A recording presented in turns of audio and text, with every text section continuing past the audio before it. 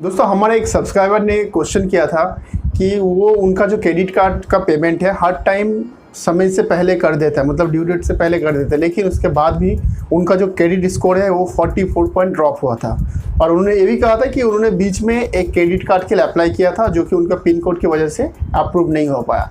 सो दोस्तों इस वीडियो का जो टॉपिक है यही टॉपिक है कि आप अगर टाइम पे पेमेंट कर भी देते हो आपका लोन का या क्रेडिट कार्ड बिल का, तो उसके बाद भी आपका क्रेडिट स्कोर ड्रॉप क्यों होता है। तो साथ ही साथ हम ये भी जानेंगे कि क्रेडिट स्कोर जब जनरेट होता है उसमें ऐसा कौन कौन सा फैक्टर रहता है जिसके वजह से आपका क्रेडिट स्कोर अप या डाउन होता है। सो दोस्तों मैं हूँ हासन, आप देख रहे हो you need to know. Video में आगे जाने से पहले हमेशा की तरह रिक्वेस्ट करूंगा, अगर वीडियो अच्छा लगता है तो लाइक बटन को प्रेस करके मुझे फीडबैक दीजिए, और मेरे चैनल पे ऐसे ही क्रेडिट कार्ड रिलेटेड या फाइनेंस या बैंकिंग रिलेटेड वीडियो देखने के लिए मेरे चैनल को सब्सक्राइब करके बेल आइकन को प्रेस कर दीजिए।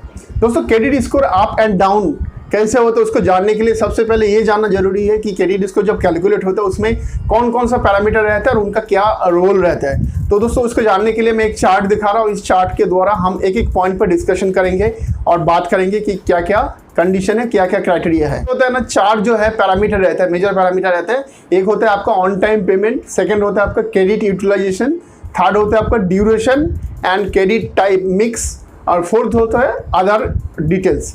सो दोस्तों सबसे पहले जो पैरामीटर है वो है ऑन टाइम पेमेंट। इनका जो कंट्रीब्यूशन रहता है टोटल 100% में 30% का जो वेटेज रहता है इसी में, कि अगर आप पेमेंट टाइम पे नहीं करते हो तो आपका क्रेडिट स्कोर के ऊपर बहुत ज़्यादा इंपैक्ट पड़ता है और आपका एक पेमेंट के लिए कम से कम 15 से 20 पॉइंट का ड्रॉप हो जाता है। मतलब अगर एक पेमेंट आपने लेट कर दिया तो 15 से 20 पॉइंट का आपका क्रेडिट स्कोर ड्रॉप हो जाता है। सो दोस्तों बहुत इंपॉर्टेंट है ये पैरामीटर, इसमें हाई इंपैक्ट होता है। सो इसका ध्यान रखिए, जब भी आप कहीं से लोन या क्रेडिट कार्ड का बिल अगर आप पेमेंट करते हो तो टाइम पे किया करिए। दोस्तों सेकंड जो पैरामीटर है वो है क्रेडिट यूटिलाइजेशन।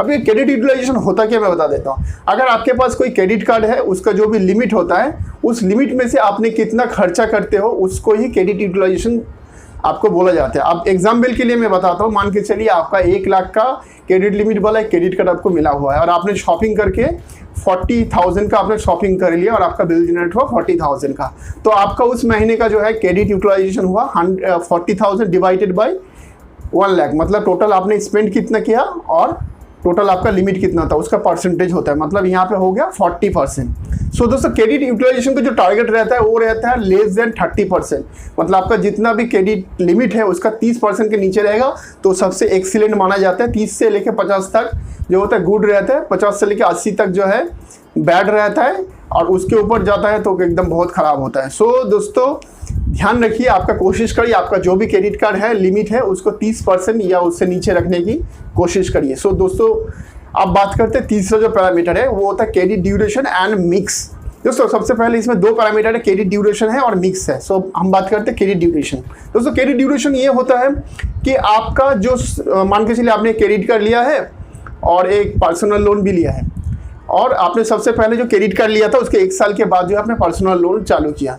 सो क्रेडिट ड्यूरेशन चेक करता है कि आपका जो सबसे पुराना वाला जो क्रेडिट है उसका ड्यूरेशन को कैलकुलेट करते हैं, फिर आपका टोटल नंबर से डिवाइड करते हैं। एग्जाम्पल के लिए मैं आपको बात करता हूँ, मान के चलिए मैंने 4 साल पहले मैंने क्रेडिट कार्ड लिया था और लास्ट ईयर 1 साल पहले मैंने एक जो है पर्सनल लोन लिया था। सो मेरे यहाँ पे 2 अकाउंट कितना हो गया, 2 हो गया। सो 2 हो गया, और मेरा सबसे पुराना वाला मतलब क्रेडिट कार्ड का सबसे पुराना वाला अकाउंट ओपन कब हुआ था, 4 साल पहले। सो यहाँ पे जो कैलकुलेशन होता है वो सबसे पुराना वाला जो आपका क्रेडिट अकाउंट है वो उसका duration divided by total number of account. तो यहाँ पे मेरा 2 अकाउंट हुआ, सो 4 साल डिवाइडेड बाय 2, मतलब एवरेज मेरा जो क्रेडिट ड्यूरेशन हुआ वो 2 साल का हुआ। सो दोस्तों यहाँ पे अगर 7 साल से ऊपर अगर होता है आपका तो इसको एक्सीलेंट माना जाता है। 5 से लेकर 7 के बीच में भी गुड होता है, और उससे नीचे अगर होता है तो आपको वो गुड नहीं होता, मतलब एवरेज होता है आपका। सो जितना पुराना आपका क्रेडिट स्कोर मतलब पुराना होगा आपका क्रेडिट अकाउंट और वो एक्टिव रहेगा उतना ही आपका स्कोर में अच्छा इम्पैक्ट पड़ता है।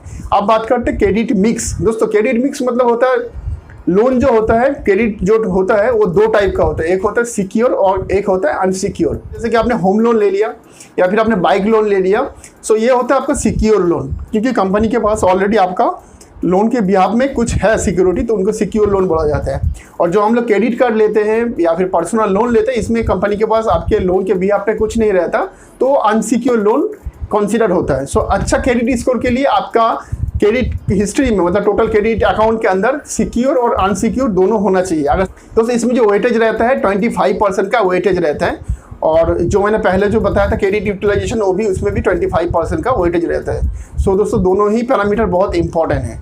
सो ध्यान रखिए, अगर आपके क्रेडिट अकाउंट के अंदर सिक्योर और अनसिक्योर दोनों लोन रहता है तो आपके क्रेडिट स्कोर बढ़ाने के लिए काफ़ी अच्छा जो है इम्पैक्ट पड़ता है और आपका क्रेडिट स्कोर बढ़ाने के लिए काफ़ी हेल्प करता है।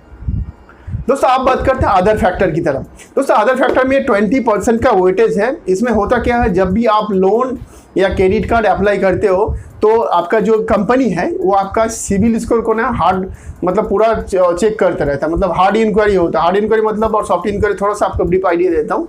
जैसे हम लोग पैसा बाजार, पॉलिसी बाजार में जाकर जो क्रेडिट स्कोर चेक करते हैं ना, अपना नाम, पैन नंबर डाल के और पिन नंबर डाल के, तो वो होता है सॉफ्ट इंक्वायरी। उसमें आपका सिविल स्कोर इम्पैक्ट नहीं होता। लेकिन जब भी आप लेंडर के पास, कोई बैंक वगैरह के पास जाके अगर आप लोन या क्रेडिट कार्ड अप्लाई करते हो तो वो लोग हार्ड इंक्वायरी करते हैं, मतलब आपका टोटल जो है ब्यूरो निकालते हैं। तो उस समय होता क्या है, आपका पर इंक्वायरी में 5 से 10 पॉइंट का ड्रॉप हो जाता है आपके क्रेडिट स्कोर। तो अगर आप एक फ्रीक्वेंटली मतलब 2, 3 या 4 या 6 महीने के अंदर अगर दो से ज़्यादा अगर आप मतलब इंक्वायरी करते हो, मतलब लोन के लिए अप्लाई करते हो या क्रेडिट कार्ड के लिए अप्लाई करते हो, तो आपको यहाँ पे क्या शो होता है कि सामने वाला कंपनी देखते हैं कि आप बार बार जो है अप्लाई कर रहे हो, तो उसमें आपको नेगेटिव इम्पैक्ट होता है कि क्रेडिट कार्ड को लगता है कि यहाँ ये क्रेडिट हंगर कैटेगरी में जाता है, तो आपका नेगेटिव इम्पैक्ट होता है। साथ ही साथ आपका जो क्रेडिट स्कोर है 10 से 20 पॉइंट का ड्रॉप हो जाता है।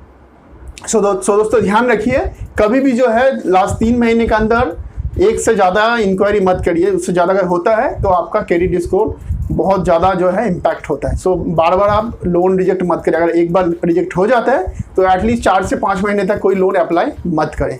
सो दोस्तों ये था कुछ फैक्टर जो कि मैंने अभी आपको बताया कि ये सब फैक्टर के वजह से आपका credit score up and down हो सकता है। अगर आपने ऑन टाइम पेमेंट करते भी हो तो बाकी का जो मैंने 3 पैरामीटर बताया, ये तीनों में से अगर कुछ भी एक अगर आपको इम्पैक्ट होता है तो आपका क्रेडिट स्कोर डाउन हो सकता है। सो आई होप दोस्तों आपको सभी को अच्छा लगा होगा। अगेन मैं रिक्वेस्ट करूँगा, वीडियो को लाइक कर दीजिए और ज़्यादा से ज़्यादा शेयर करिए अपना फ्रेंड और दोस्तों।